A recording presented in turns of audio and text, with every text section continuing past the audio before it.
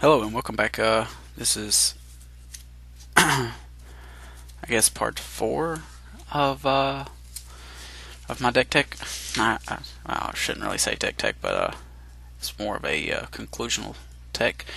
Is I played at the Nashville Elite Star City Games Open this weekend, or not open, but the Invitational qualifier.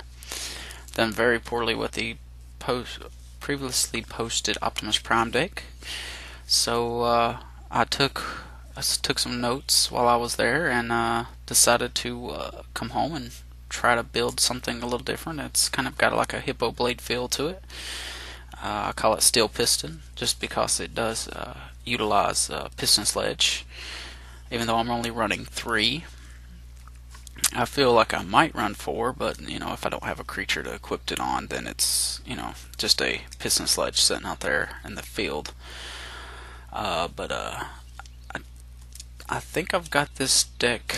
I've done some playtesting with my blue-black zombie deck over here, and it fared about 50-50, which is about what I expected it to. So I'm gonna go ahead and start laying it out, and it'll take a few minutes to probably lay out. But I got these Zendikar lands here. I think this is one of the more beautifuler, one of the better looking Zendikar land. I do like those a lot, but I went ahead and went back to the Glint Idol and Mox Opal, which is I've only run in 1. Some mountains. This is another new card in this deck is the Slag Fiend, and what it does is it's one red mana, it's star, power and toughness, and its power and toughness are equal to the number of artifacts in play. Works really good late game if I've got Piston Sledge sacking some of my artifacts, and it's kind of a surprise. I'm running the Solum Simulacrums also. I've got some Slag Storms, and the centerpiece is the Piston Sledge. I went 1 and 3, and I pretty much dropped because I didn't want to embarrass myself any further. There was a couple of cards that was really strong that I really liked to play with. One being actually the test subject. I was going to put blue in here, but I decided not to. But so I guess that's that. But I brought back the Ichor Wellsprings, also the Buried Ruin, and a new addition is the Edge Champion. Because a lot of times I had creatures to attack with and couldn't get them through to deal damage. So 2/2 for 3 mana when it has Metalcraft, and Edge Champion has protection from all colors. As long as you control 3 or more artifacts, and he does count toward that 3. So as long as you got 2 other artifacts out, then you're pretty much protected from all colors. Besides the board sweepers. Brought back Whip Flare. That card. It was a few times in that tournament. I wish I would have had it in my hand. I could have board swept on some green-white humans. I also brought back or I didn't bring back, but I also additioned. A new addition is the Phyrexian Core.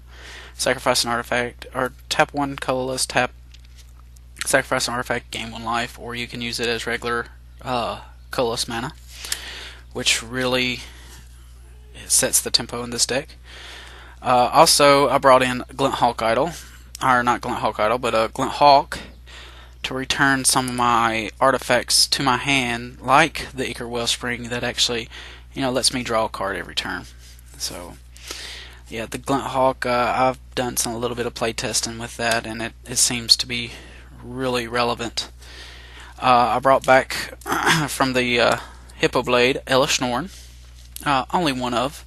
Because I would be hard casting her for 7 mana, and I'm kind of a land light in this deck. I'm only running 23 lands, but I do have multiple ways of getting multiple lands out very quickly. I brought back Galvanic Blast.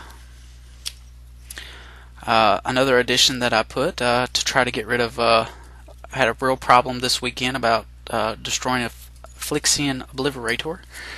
I know I didn't say that right, but I had very, very hard difficulty getting rid of him, especially whenever, Slag Storm deals damage.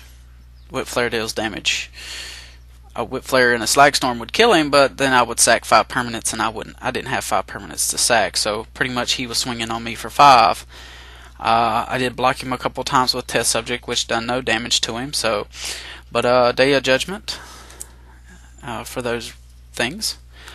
I don't really want to call this type of deck a Optimus Prime deck, just due to the fact that Optimus Prime does have a lot of blue in him. His head and some of his other body parts. So that's the reason why I've called this Steel Piston deck. It seems to be working quite well as far as what I have seen of it or played pre-tested with it. Brought back Wormcoil Engine. I actually added another Wormcoil Engine because he is also a really good one. Also added another Wellspring. I can't really say this one's name, but what it does is whenever it comes into play, you fetch up a basic land and put it in your hand. You don't get to put it in play, but you get to put it in your hand, just to make sure you hit all your land drops, which helps with trying to get Elish Norn if I have it in my hand. I am running 2 of these. I'm running 2 of the land fetches and 3 of the actual card draws. So I'm only running 2 Day of Judgments, but that may change. I do have 2 more in the sideboard, so they could possibly. I'm running 3 Galvanic Blast, by the way, 2 Wormcoil Engines, like I said, 3 Ichor Wellsprings, 3 Whip Flares, 2 Slag Storms. All right, we'll just go through the quick list, because I'm sure the people that have watched the Optimus Prime deck has it's pretty big toothache to try to go through each one of them pretty slowly. I am running 1 copy of Elish Norn, 3 Etched Champions, 4 Glint Hulk Idols, and the reason why I'm running 4 of these is with the Hippo Blade deck. These are very powerful because only instances can really get rid of them. You can turn it into a creature attack, and then at the end of your turn it untaps and becomes artifact again, which you can then tap 1 white to turn it back into a creature and use it as a blocker. So he's got a lot of utility in there, and plus he transforms. Yeah, you could call it a transformer deck if you want to, but I have no cards that transform anymore, so really that's not why I want to call it a second version of Optimus Prime deck.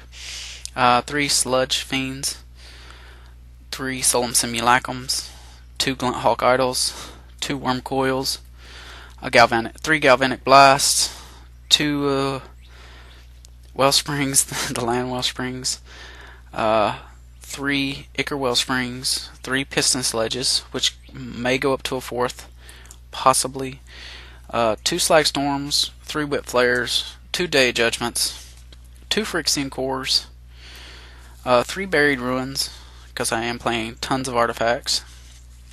And I do believe I have, I want to double check and make sure, 7 plains. And I'm pretty sure I'm running 8 mountains, but no, only 7 mountains. 4 copies of Clifftop Retreat, and 1 Mox Opal. And the reason why I want to do only 1 Mox Opal is I don't want to have multiple Mox Opals, because the legendary artifact rule is pretty simple. I mean, if they have a Phyrexian Metamorph, I'd rather them copy my Opal and kill it before they copy my Wormcoil Engine or something else like that. So I kind of want to give people a chance to actually destroy it, because a lot of times when I've been fishbowling and playtesting on my own, that I found out that I can actually get up to the 7 mana that I need to cast Elish Norn relatively quickly, well within 7 turns usually, just because of the Ichor Wellsprings, or yeah, the Ichor Wellsprings finding the land as I draw them, or with the other Wellsprings, putting them in my hand and not missing a land drop. And plus I get land drops from Solemn, and I can always sack any of these artifacts to get the doubles through Piston Sledge. The one reason why I do really like the Glint Hawk Idol in this deck is because sometimes if I know I need to draw more cards to try to find what I want, I'll play Ichor Wellsprings, and then I'll Glint Hawk Idol the Ichor Wellsprings back to my hand, and possibly recast it, and then cast Piston Sledge to sack it. So that's a 3-card draw. I mean, yeah, you're using quite a bit of mana to do that, but it's drawing cards and still putting power on the board. I mean, having a 5/3 flyer, plus 3-card draws is not too bad for 2, 4, 5, 6, 7, 8 mana. I mean, it does seem kind of slow, but as long as I get to turn 4, if they can kill me before turn 4, then they're playing a deck that I'm probably not going to beat anyway. And plus, with the Piston Sledge and the Phyrexian Core, it kind of really bumps up this Slag Fiend. Because I've got 5 cards. Well, I mean, besides the Solemn Simulacrum, sometimes I want him out, but if you include the Simulacrum, I've got 8 cards that I don't mind sacking for anything. Because Solemn's sole purpose is when he comes into play, get a land. When he leaves play, draw a card. He has 2 power, but sometimes 2 power is just not enough. Or the Worm Coil. I can always sack the Worm Coil into the graveyard, get my 2 worms, which pumps up him. And then if I don't need him pumped up, or if I'm not playing him, I can always bring him back with Buried Ruins. I was thinking about putting the Razor Hippogriff in here to make it kind of a Hippo Blade. The 3/3 flyer for 5 mana that whenever it comes into play, return target artifact from your graveyard to your hand to gain life equal to its mana cost, which seems really good in this deck. I mean, Worm Coil is an excellent thing to return, because usually Worm Coil doesn't stay on the field very long. But other than that 6 life, I could always bring Solemn's back. But that's I'm kind of timid right now about throwing that in there. I'm not sure what to cut. I mean, I could cut the Slag Fiends for them. I could also cut the Glint Hawks for them. But then that starts bringing my mana cost of my deck way up there, because I'm cutting 1 casting cost creatures for a 5 casting cost creature, and I'm not really comfortable about doing that right now.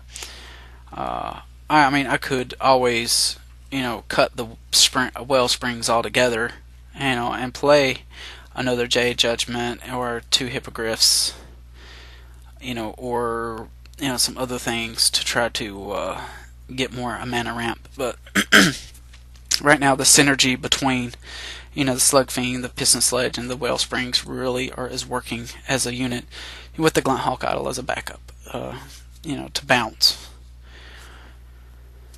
stuff in my hand, back to my hand anyway, because there's nothing like sorry, having 2 Glint Hawk Idols out in play, or 1 Glint Hawk Idol out in play, and not having a white mana open, or having 1 white mana open and being able to bounce something back to my hand and then recast it, or something to try to activate. I would rather spend 3 mana to get an extra card draw or a land by bouncing 1 of the Wellsprings with the Glint Hawk, and to activate the Glint Hawk Idol. I know I'm kind of going fast through here, and so this is what I like to call Steel Piston, or Piston Steel.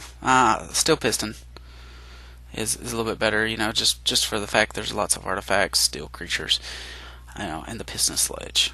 That's a pretty good synergy